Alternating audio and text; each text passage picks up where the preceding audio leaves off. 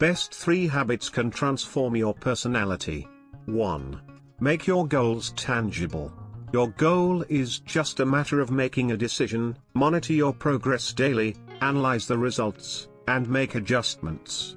It's important to measure your goal because what gets measured gets managed. 2. Stop giving explanations to everyone for everything. Because over-explanation wastes lots of time and also burdens your mind, and makes you slave of people's validation. Don't worry about people's opinions. 3. Stop controlling uncontrollable things. Meaning many people hate looking old, so they try to control their aging process. By controlling uncontrollable things, you're just frustrating yourself. Know that whoever is trying to bring you down is already below you. Boona Muhammad. Well, LOLs, thank you so much for watching. If you enjoyed the video, go ahead and leave us a comment below. With that said, have a great day and I'll see you all in the next one.